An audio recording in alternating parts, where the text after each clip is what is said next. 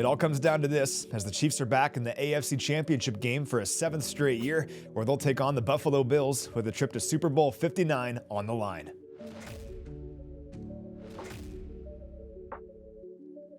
Patrick Mahomes and Josh Allen will meet in the playoffs for the 4th time in their careers on Sunday. Only Tom Brady and Peyton Manning, who faced off 5 times in the postseason against one another, had more postseason battles in NFL playoff history. Mahomes is also seeking playoff win number 17 as a starting quarterback in the NFL. That would break a tie with Joe Montana for the 2nd most all-time among starting quarterbacks in the postseason. Now, it won't be easy, but if the Chiefs are able to pull it off, it'll likely be because they won the turnover battle. And in my opinion, winning the turnover margin is the crux of this whole matchup. The Bills forced 32 turnovers this season, 3rd most of any team in the NFL, and that included 16 recovered fumbles, most in the NFL, and the Bills' fumble recovery rate was 57%, far and away the highest in the league. So it should come as no surprise that Buffalo led the NFL in possessions that began in opponent territory with 29, and overall, their 128 points off takeaways this year were the most in the NFL, and that represented 24% of their overall total as a team, 3rd highest rate in the league.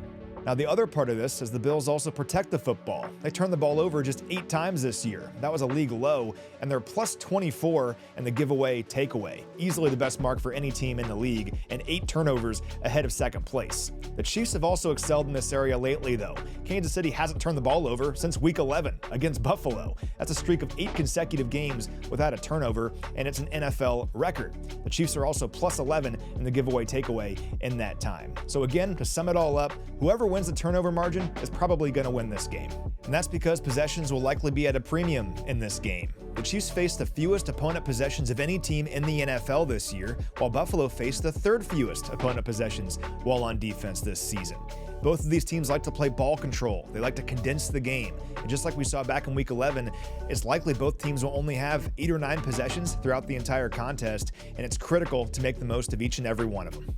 Now, these teams are similar in a bunch of ways, and one big example is how they both rack up yards after the catch. In fact, a league most 60.2% of the Chiefs' passing yards this season took place after the catch, and right behind them, at number 2 in the NFL, was Buffalo, which tallied 57.9% of its passing yards after the catch this year. And for Buffalo, the player behind a bunch of that production has been wide receiver Khalil Shakir, whose 619 yards after the catch this season ranked 3rd in the NFL. Shakir caught 31 passes behind the line of scrimmage this year, and on those, he averaged 8 yards per reception. So it seems simple, but sure tackling and just blowing up these plays before they can really get going that take place behind the line of scrimmage, that's a key to slowing down this Bills offense. And on the other side, Xavier Worthy is a player to watch for the Chiefs on Sunday. Worthy kind of had his breakout game against the Bills back in Week 11. He caught 4 passes for 61 yards and a touchdown in that one. And in every game he's played in since, he's recorded at least 40 yards through the air.